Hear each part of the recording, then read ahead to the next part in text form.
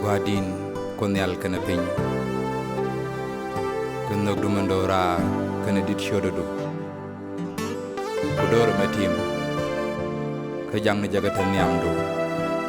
amani shankel amen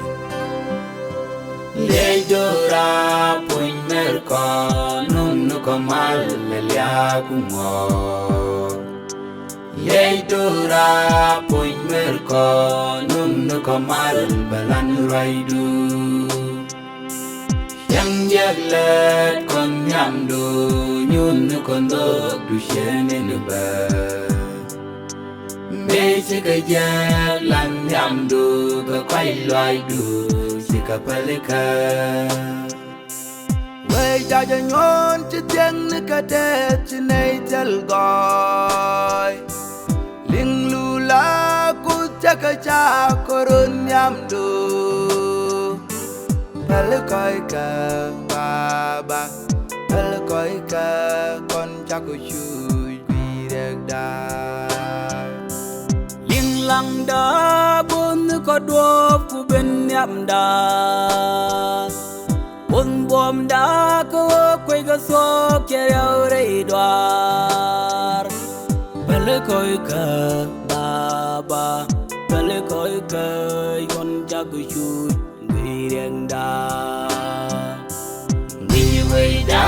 wen man ko na karo Maga choli ji ko sakda birek da Kumbara kon bom ko kwe kon do Maga choli ji ko sakda birek da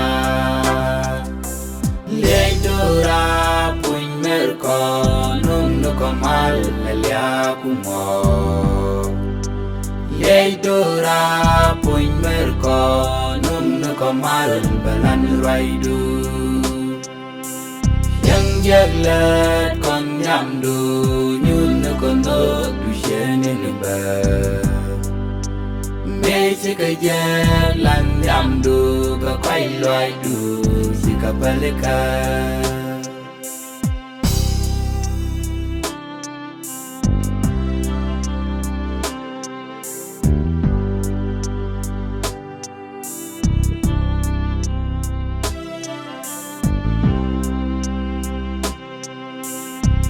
We da kon chaga tu kaliare dwa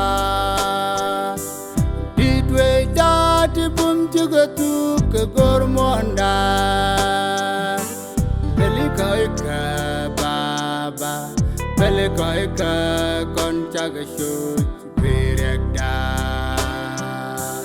Sella kabrang la shumne sa biryam lunda Pan saka kai kundel saka hi kunden reida Pale koi ka baba Pale koi ka kon saka shu guiryak da Ni we da wen man ko na karo Maga choli ji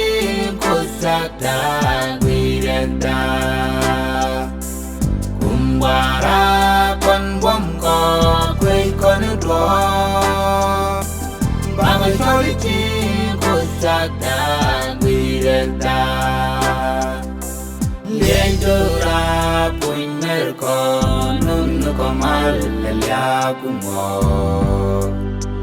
Lejora puin merko nunu komal balan raidu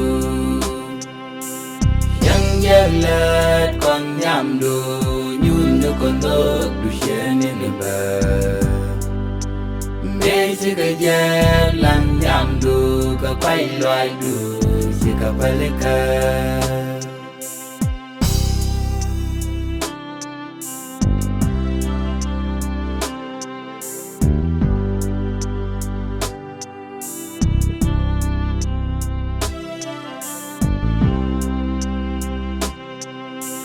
Ora la korik chikangwan chine selwa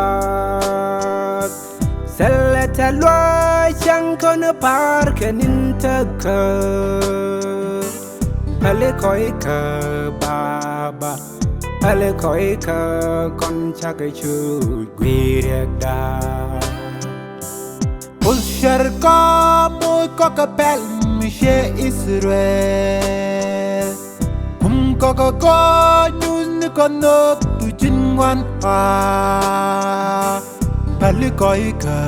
baba ale koi ka con chaga chu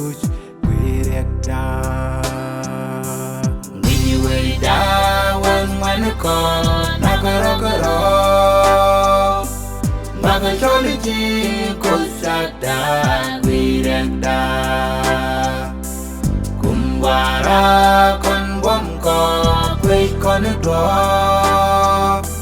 baga choli ji ko sakda wirekda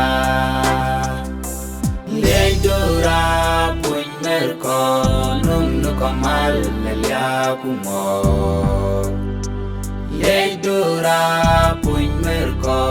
num nu kamal balan raidu